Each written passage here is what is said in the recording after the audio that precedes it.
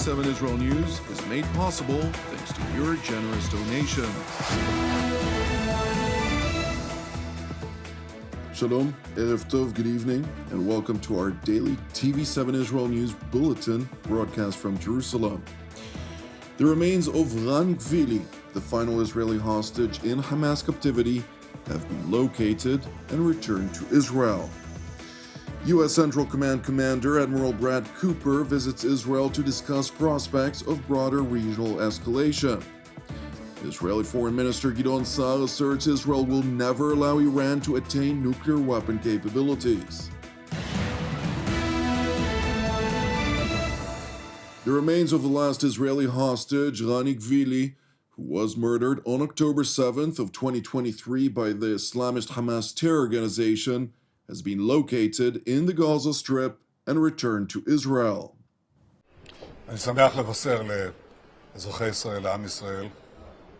I am happy to inform the citizens of Israel, as I have just done to the family of Gvili, our forces have located Rani, who is making his way home. This is a significant achievement of the State of Israel. I promised to return them all, and we have returned them all to the last one of them. Rani, a hero of Israel, entered first and left last. He is returned home. A great achievement for the Israel Defense Forces and the State of Israel, and also to the citizens of Israel who gave us the backing to complete the task. Rani is returning home.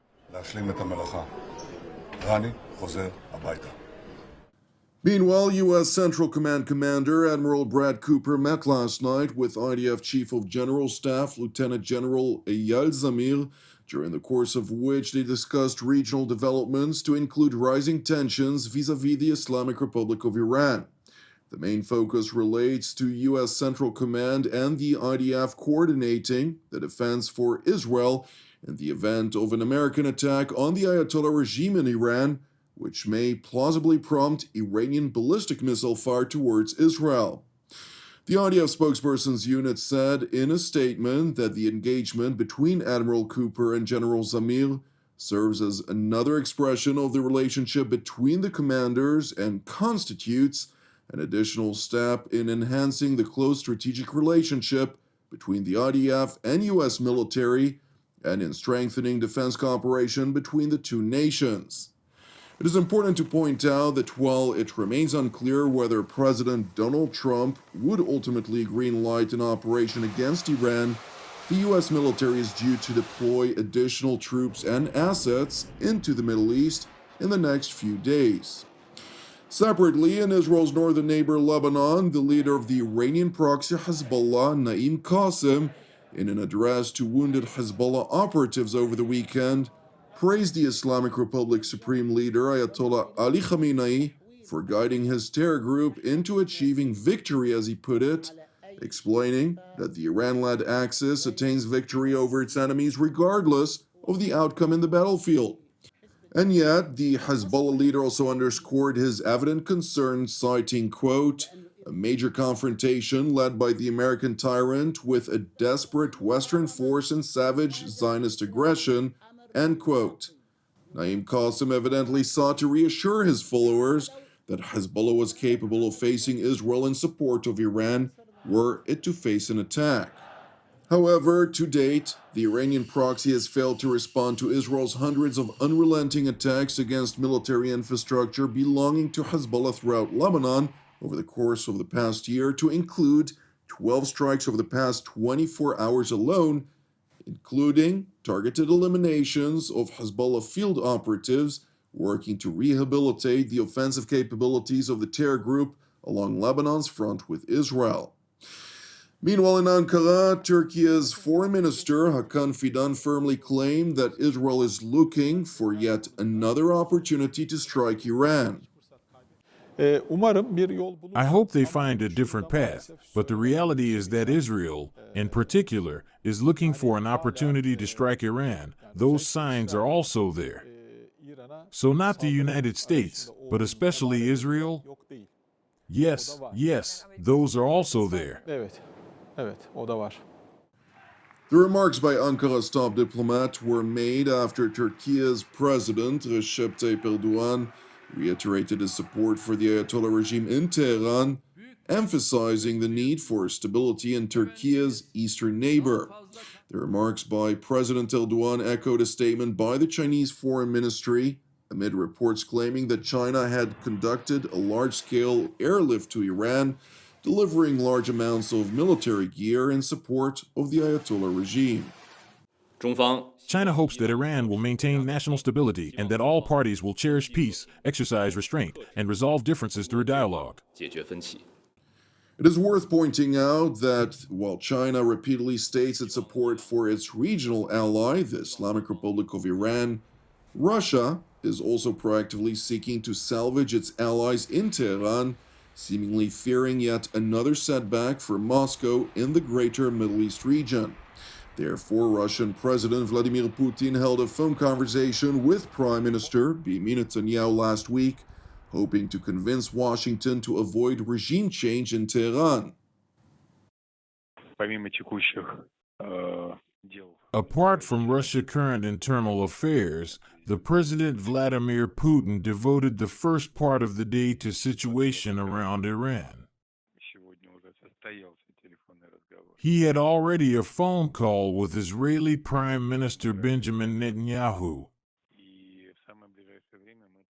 In the nearest time, we will inform you on results of Putin's phone call with the President of Iran, Masoud Pezeshkian. The situation in the region is very heated, and the President continues his efforts to de-escalate it. Now Russia provides help not only to Iran but to the entire region, to promoting of the regional stability and peace, including thanks to presidential activity aimed at de-escalation of tension.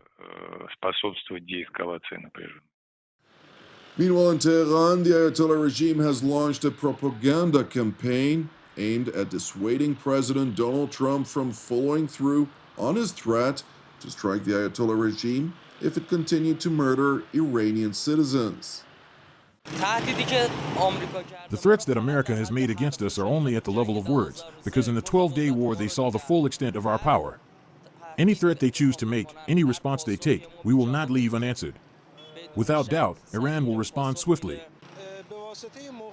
Because of the unique and special position that the Islamic Republic of Iran holds in the region, and its role as an energy hub, effectively controlling a significant part of the world's energy. Particularly regarding the Strait of Hormuz and energy-related issues, the enemy will certainly take into account that any potential gains it hoped for will be far outweighed by what it loses. I predict that these are merely threats and posturing, and that no war will take place. They have tried to impose 4 issues on Iran. The first issue was about our long-range missiles, the second about nuclear energy, the third about continuing support for regional resistance, and the last was about the formal recognition of Israel. What they were unable to achieve through negotiations, they have tried to enforce through threats and military action, but certainly, God willing, they will also fail in this approach. Meanwhile, at the United Nations Human Rights Council, during an emergency session on the brutal crackdown against Iranian civilians, the High Commissioner urged the Ayatollah regime to end its brutal repression. I call on the Iranian authorities to reconsider, to pull back, and to end their brutal repression, including summary trials and disproportionate sentences. I call for the immediate release of all those arbitrarily detained by the Iranian authorities. And I call for a complete moratorium on the death penalty. I urge the government to end the internet and communications shutdown and to stop using this as a systematic practice. Turning to Azerbaijan, where Israeli Foreign Minister Gideon Sa'ar, during a joint press conference with his host Azerbaijani Foreign Minister Bayramov Ceyhun earlier today, asserted that the Holocaust, in which 6 million Jews were murdered by the Nazis during World War II, has taught the Jewish people that they cannot stand idly by in the face of murderous regimes. We've learned our lesson. We shall never again be a defenseless nation. We will defend ourselves by ourselves. Since October 7th, the axis of evil led by Iran tried to eliminate the State of Israel. The joint actions by Israel and the United States under President Trump set back Iran's nuclear ambitions. It helped making this region safer too. Now, the Ayatollah regime is brutally murdering and repressing its own people as they struggle for their freedom. It's happening behind the curtain of an internet shutdown. But the horrific images of the mass murder of Iran's citizens are already beginning to appear. And we are hearing the chilling stories. There is a massacre in Iran of unimaginable proportions. It's a massacre of a nation by the regime that rules it. If this is how they act toward their own people, how should they be expected to act toward other countries?